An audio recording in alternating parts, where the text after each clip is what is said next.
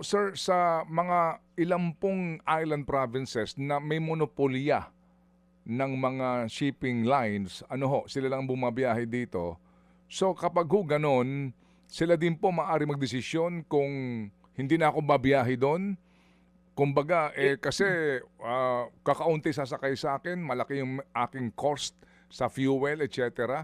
Sa kanila lang po yun. Walang say dito ang marina para sa tinatawag po na mga mercy trips. Kumbaga, kahit nalugi ka, biyahe ka kasi alam nga namang walang maging ano doon, masakyan ng mga tao doon. Ang Manong Ted, yung deregulation po natin sa domestic shipping industry, if you may allow me Mm. to provide this perspective. Ang issuance po natin ng Certificate of Public Convenience ay on a per company basis na po. So Mhm. ibig sabihin, pag may prangkisa yung yung company, yung mga fleets po niya, yung mga barko, nakalista lang po doon at ang shipping company, pwede niyang indetermine kung saang mga ruta na Mm. kanyang deployan Mm.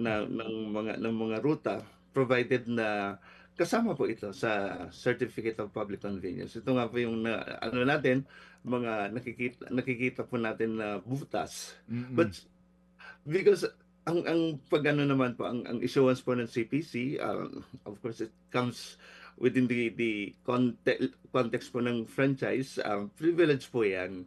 At ang ating mga CPC holders, hindi po nila basta-basta iwanan yung kanilang mga ruta. Otherwise, that will be a violation po dun sa terms and conditions ng CPC, at that can be a basis for the revocation po Oh, ng sige. So, naisip po okay. natin. So, ah, kumbaga, ang sagot sa katanungan ko, kung meron pong mga ruta na sila lang po bumabiyahe doon, tapos sa kadahilanan po na ang taas ng presyo po ng petrolyo, hindi sila babiyahe, hindi nila pwedeng gawin po iyon o kailangan na naman po mag-advise po sa inyo? Paano nga kasi kung sila lang bumabiyahe doon sa mga islang ito?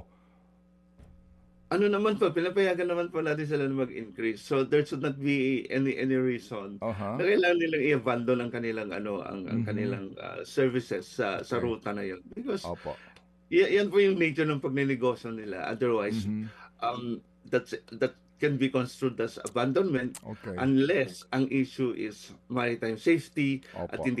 hindi pinapayagan na lumayag. So at the Mm. option po ng CPC holder, kung may barko po siyang i-deploy as a replacement. Pag wala naman po, that's the time that Marina intervenes. Mga kapatid, para sa iba pang mga balita at impormasyon, sundan niyo po kami sa X, Instagram, Facebook at syempre sa TikTok, True Network PH. Mag-subscribe din po kayo sa aming YouTube channel, True Network. May website din po tayo, truenetwork.ph. At pwede nyo rin po kaming mapanood sa Channel 19 ng aming True FM TV. Lagi pa rin makinig sa radyo dito po sa 105.9 True FM dahil dito, laging true sa'yo, kapatid. Dito tayo sa totoo, tunay at tapat.